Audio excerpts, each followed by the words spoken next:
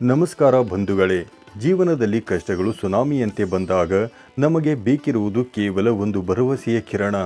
ಆ ಭರವಸೆಯೇ ನಮ್ಮ ಇಷ್ಟ ದೈವ. ಆದರೆ ನೀವು ಎಂದಾದರೂ ಕೇವಲ ಒಂದು ನಿಮಿಷದಲ್ಲಿ ಭಕ್ತರ ಕಣ್ಣೀರನ್ನು ಒರೆಸಿ ಅವರ ಸಂಕಷ್ಟಗಳನ್ನು ದೂರ ಮಾಡುವ ದೇವಿಯ ಬಗ್ಗೆ ಕೇಳಿದ್ದೀರಾ? ಹೌದು, ಭಕ್ತರ ಕರೆಗೆ ಕೇವಲ ಒಂದು ನಿಮಿಷದಲ್ಲಿ ಓಗೊಟ್ಟು ಬರುವ ಆ ತಾಯಿಯೇ ಶ್ರೀ ನಿಮಿಷಾಂಬಾ ದೇವಿ. ನಾವಿಂದು ಪವಿತ್ರ ಕಾವೇರಿ ನದಿ ತಟದ ಐತಿಹಾಸಿಕ ಶ್ರೀರಂಗಪಟ್ಟಣದ ಬಳಿ ಇರುವ ಗಂಜಾಂ ಎಂಬ ಪುಣ್ಯಕ್ಷೇತ್ರಕ್ಕೆ ಬಂದಿದ್ದೇವೆ. ಈ ದೇವಿಯ ಕಣ್ಣೋಟದಲ್ಲಿ ಅಂತಹದ್ದೇನು ಶಕ್ತಿ ಇದೆ? ಇಲ್ಲಿರುವ ಶ್ರೀಚಕ್ರದ ರಹಸ್ಯವೇನು ಮತ್ತು ಯಾಕೆ ಭಕ್ತರು ದೇವಿಗೆ ನಿಂಬೆಹಣ್ಣಿನ ಮಾಲೆಯನ್ನು ಅರ್ಪಿಸುತ್ತಾರೆ? ಈ ಎಲ್ಲ ಕುತೂಹಲಕಾರಿ ವಿಚಾರಗಳನ್ನು ಇಂದಿನ ವಿಡಿಯೋದಲ್ಲಿ ನಾವು ಸಂಕ್ಷಿಪ್ತವಾಗಿ ಮತ್ತು ಭಕ್ತಿಪೂರ್ವಕವಾಗಿ ತಿಳಿಯೋಣ. ಈ ವಿಡಿಯೋವನ್ನು ಕೊನೆಯವರೆಗೂ ನೋಡಿ ಆ ತಾಯಿಯ ಕೃಪೆಗೆ ಪಾತ್ರರಾಗಿ. ಈ ಕ್ಷೇತ್ರದ ಪರಿಚಯ ಮತ್ತು ಭೌಗೋಳಿಕ ಹಿನ್ನೆಲೆ. ಕರ್ನಾಟಕದ ಸಾಂಸ್ಕೃತಿಕ ರಾಜಧಾನಿ ಮೈಸೂರಿನ ಪಕ್ಕದಲ್ಲೇ ಇರುವ ಮಂಡ್ಯ ಜಿಲ್ಲೆಯ ಶ್ರೀರಂಗಪಟ್ಟಣ ಐತಿಹಾಸಿಕವಾಗಿ ಮಾತ್ರವಲ್ಲದೆ ಧಾರ್ಮಿಕವಾಗಿಯೂ ಬಹಳ ಪ್ರಸಿದ್ಧವಾದದ್ದು.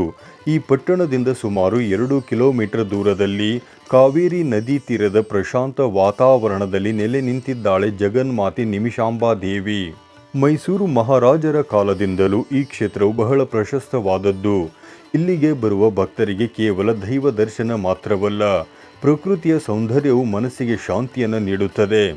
ಮೈಸೂರಿನಿಂದ ಸುಮಾರು 13 ಕಿಲೋಮೀಟರ್ ಮತ್ತು ಬೆಂಗಳೂರಿನಿಂದ ಸುಮಾರು 120 ಕಿಲೋಮೀಟರ್ ದೂರದಲ್ಲಿರುವ ಈ ದೇವಾಲಯವು ದಕ್ಷಿಣ ಭಾರತದ ಪ್ರಮುಖ ಶಕ್ತಿ ಪೀಠಗಳಲ್ಲಿ ಒಂದೆಂದು ಪರಿಗಣಿಸಲ್ಪಟ್ಟಿದೆ.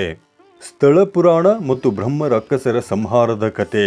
ಈ ಕ್ಷೇತ್ರಕ್ಕೆ ನಿಮಿಷಾಂಬ ಎಂಬ ಹೆಸರು ಬರಲು ಒಂದು ರೋಚಕ ಪೌರಾಣಿಕ ಹಿನ್ನೆಲೆ ಇದೆ. ಬಹಳ ಹಿಂದೆ ಈ ಭಾಗವನ್ನು ಸಮನಸ್ಕ ಎಂಬ ರಾಜ ಆಳುತ್ತಿದ್ದನು. ಆತ ಪ್ರಜೆಗಳ ಹಿತಕ್ಕಾಗಿ ಮಹರ್ಷಿ ಮೌತಿಕೇಶ್ವರರ ನೇತೃತ್ವದಲ್ಲಿ ದೊಡ್ಡ ಯಾಗವನ್ನು ಆರಂಭಿಸಿದನು. ಆದರೆ ಈ ಯಾಗವನ್ನು ಕೆಡಿಸಲು ಜಾನು ಮತ್ತು ಮಂಡಲ ಎಂಬ ಘೋರ ಬ್ರಹ್ಮ ರಾಕ್ಷಸರು ಮುಂದಾದರು. ಈ ರಾಕ್ಷಸರು ಬ್ರಹ್ಮನಿಂದ ಯಾರಿಗೂ ಕೊಲ್ಲಲಾಗದಂತಹ ವರವನ್ನು ಪಡೆದಿದ್ದರು. ಸಂಕಷ್ಟದಲ್ಲಿದ್ದ ಋಷಿ ಮುನಿಗಳು ಮತ್ತು ರಾಜನು ಆದಿ ಪರಾಶಕ್ತಿ ಪಾರ್ವತಿ ದೇವಿಯನ್ನು ಪ್ರಾರ್ಥಿಸಿದರು.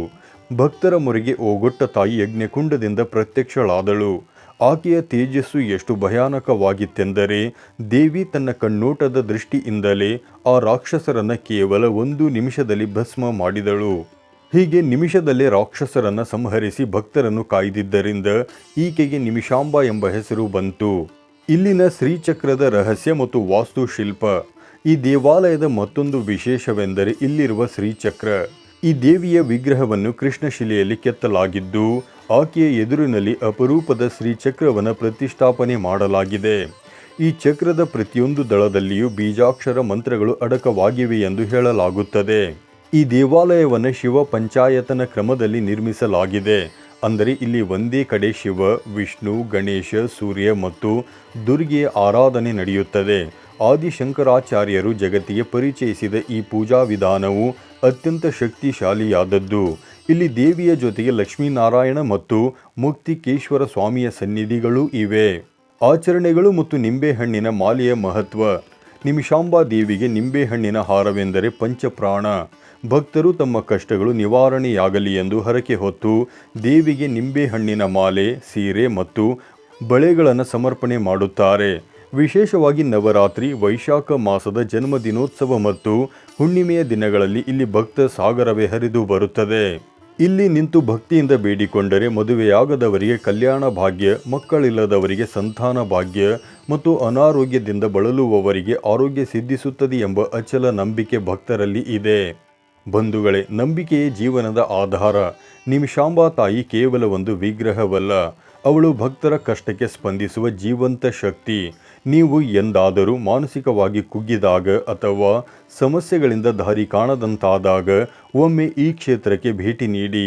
ಆ ತಾಯಿಯ ಸನ್ನಿಧಿಯಲ್ಲಿ ಕೇವಲ 1 ನಿಮಿಷ ಕುಳಿತು ಪ್ರಾರ್ಥಿಸಿದರೆ ಸಾಕು, ನಿಮ್ಮ ಮನಸ್ಸಿಗೆ ಅಪಾರ ಶಾಂತಿ ಮತ್ತು ಧೈರ್ಯ ದೊರೆಯುತ್ತದೆ. ಸ್ನೇಹಿತರೆ, ಇಂದಿನ ಈ ಮಾಹಿತಿ ನಿಮಗೆ ಇಷ್ಟವಾದಲ್ಲಿ ವಿಡಿಯೋವನ್ನು ಲೈಕ್ ಮಾಡಿ ಮತ್ತು ನಿಮ್ಮ ಆತ್ಮೀಯರೊಂದಿಗೆ ಹಂಚಿಕೊಳ್ಳಿ. ಇಂತಹದೇ ಇನ್ನಷ್ಟು ಪವಿತ್ರ ಕ್ಷೇತ್ರಗಳ ಮಾಹಿತಿಗಳಿಗಾಗಿ ನಮ್ಮ ಚಾನಲನ್ನು ಸಬ್ಸ್ಕ್ರೈಬ್ ಮಾಡಲು ಮರೆಯಬೇಡಿ. ಲೋಕ ಸಮಸ್ತ ಸುಖಿನೋ ಭವಂತು. ಧನ್ಯವಾದಗಳು.